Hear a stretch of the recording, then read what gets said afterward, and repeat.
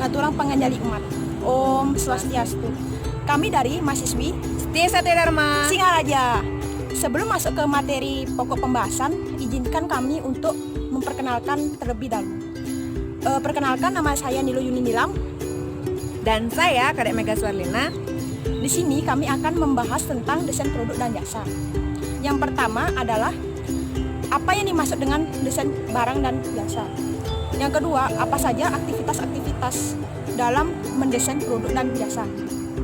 Yang ketiga, ada faktor-faktor apa yang ada dalam strategi desain. Dan yang keempat, apa sih tujuan dari desain barang dan jasa. Oke, let's check this out. Kita akan masuk ke pembahasan yang pertama. Apa sih pengertian desain produk dan jasa? Yang pertama, desain produk. Desain produk adalah proses menciptakan produk baru yang akan dijual oleh suatu perusahaan untuk pelanggan dan konsumennya. Sebuah konsep yang sangat luas, pada dasarnya generasi dan pengembangan ide-ide yang efektif dan efisien melalui proses yang mengarah ke produk-produk baru. Dalam pendekatan sistematis, desain produk konsep dan mengevaluasi ide-ide dan mengubahnya menjadi penemuan yang nyata dari suatu produk tersebut. Peran produk desainer adalah untuk menggabungkan seni, ilmu pengetahuan, dan teknologi untuk menciptakan sebuah produk-produk yang dapat digunakan oleh orang lain. Salah satu strategi produk adalah membangun kemampuan tertentu dalam kustomisasi keluarga produk atau jasa yang sudah ada. Pendekatan ini memungkinkan pelanggan untuk memilih variasi produk sekaligus mendorong kekuatan organisasi. Sebuah strategi produk yang efektif menghubungkan keputusan produk dengan investasi pasar dan siklus hidup produk, serta menggambarkan suatu teknik untuk menghasilkan ide produk baru adalah brainstorming. Brainstorming adalah sebuah teknik di mana kelompok orang yang berbeda saling berbagi pada topik tertentu tanpa mengkritik. Tujuan brainstorming adalah untuk membangkitkan diskusi terbuka yang menghasilkan ide kreatif mengenai produk yang mungkin dan perbaikan produk. Brainstorming bermanfaat bagi pengembangan produk baru dan memusatkan perhatiannya pada peluang tertentu seperti memahami pelanggan, perubahan ekonomi, perubahan secara sosiologis dan demografis, perubahan teknologi, perubahan politik atau peraturan dan perubahan lainnya yang dapat muncul melalui kebiasaan pasar, standar profesional, pemasok dan distributor. Desain jasa. Desain jasa merupakan tantangan dalam suatu perusahaan karena umumnya mempunyai karakteristik yang unik. Salah satu alasan kenapa produktivitas dan jasa begitu rendah adalah karena baik desain dan pengantaran produk jasa memasukkan adanya interaksi pelanggan yang dapat berpartisipasi dalam desain jasa. Sebagian besar biaya dan kualitas sebuah jasa ditetapkan pada tahap desain dan sejumlah teknik dapat mengurangi biaya dan meningkatkan produk. Adapun maksud dari desain produk antara lain, yang pertama, untuk menghindari kegagalan dalam pembuatan suatu produk. Kedua, untuk memilih metode yang paling baik dalam pembuatan suatu produk. Ketiga, untuk menentukan standarisasi atau spesifikasi produk yang telah dibuat. Keempat, untuk menghitung biaya dan menentukan harga produk yang telah dibuat. Yang kelima, untuk mengetahui kelayakan produk apakah sudah memenuhi syarat atau belum. Sedangkan tujuan dari desain produk itu sendiri adalah yang pertama, untuk menghasilkan produk yang berkualitas tinggi dan mempunyai nilai jual yang tinggi. Yang kedua, untuk menghasilkan produk yang tren pada masanya atau mode saat ini. Yang ketiga, untuk membuat produk seekonomis mungkin tanpa mengurangi nilai jual produk tersebut.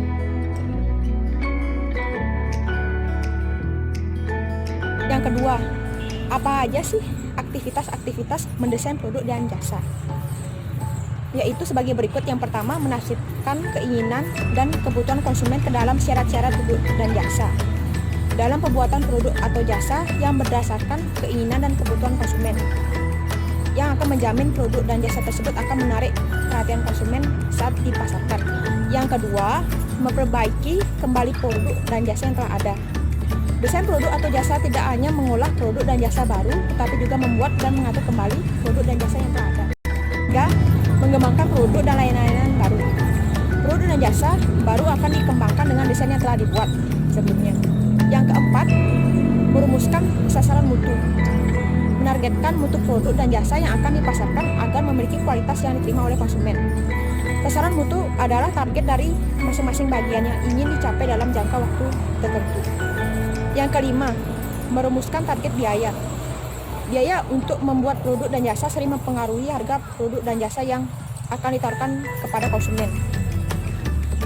Target biaya merupakan salah satu alat yang efektif untuk mengurangi biaya. Metode ini juga membantu manajemen dalam menentukan produk yang akan dipasarkan untuk sesuai dengan kebutuhan konsumen. Yang keenam, mencoba dan menguji purwarupa. Bentuk dasar dari sebuah produk merupakan tahapan yang sangat penting dalam rencana pembuatan produk karena menyangkut keunggulan produk yang akan menentukan kemajuan suatu usaha yang di masa datang. Yang ketujuh, memahami spesifikasi. Setelah menguji purwarupa, akan ada beberapa komplain atau masukan mengenai produk tersebut. Maka, industri mendokumentasikannya untuk proses perbaikannya, sehingga menciptakan sebuah sistem inovasi produk yang dibangun bersama-sama antara industri dan pelanggan.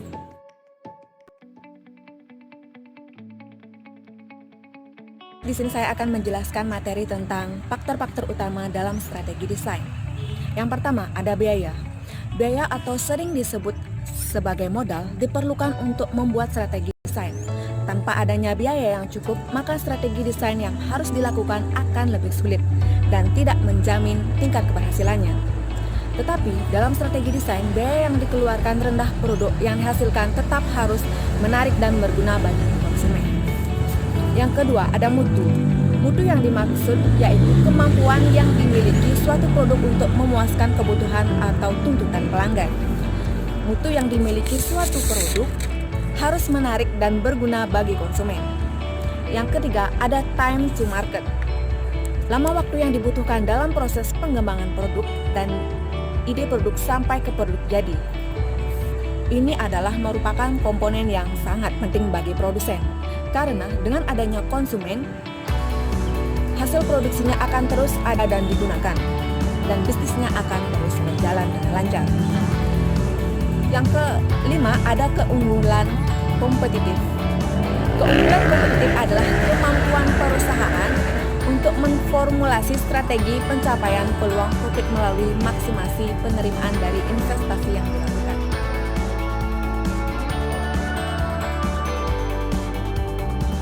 Selanjutnya saya akan menjelaskan materi tentang tujuan desain produk dan jasa. Mendesain produk dan jasa memiliki dua tujuan, yaitu tujuan utama dan tujuan tambahan. Tujuan utama yaitu kepuasan konsumen dan memahami apa yang diinginkan konsumen. Kepuasan konsumen merupakan tingkat perasaan konsumen setelah membandingkan antara apa yang dia terima dan harapannya. Seorang pelanggan jika merasa puas dengan nilai yang diberikan oleh produk atau jasa, sangat besar kemungkinannya menjadi pelanggan dalam waktu yang lama. Yang kedua, memahami apa yang diinginkan konsumen. Jika suatu perusahaan atau pedagang tidak memiliki konsumen, maka akan sia-sia barang diperdagangkan. Oleh karena itu, agar dapat memahami konsumen, maka harus mengerti konsumen dan siapa konsumen. Dan adapun tujuan tambahan dari desain produk dan jasa, yaitu fungsi dari produk dan jasa, biaya atau keuntungan, mutu, penampilan, mengurangi produksi atau perakitan, mengurangi perawatan atau jasa.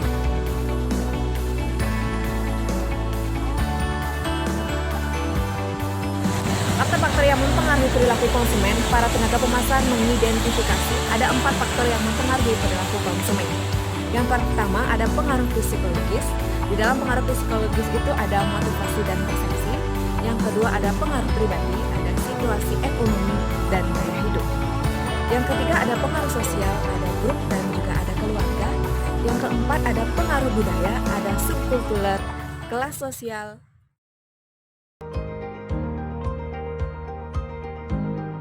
Kesimpulan dari presentasi ini adalah desain produk merupakan proses menciptakan produk yang baru yang akan dijual oleh perusahaan untuk pelanggannya. Sebuah konsep yang sangat luas, pada dasarnya generasi dan pengembangan ide-ide yang kreatif dan efisien melalui proses yang mengarah ke produk-produk baru.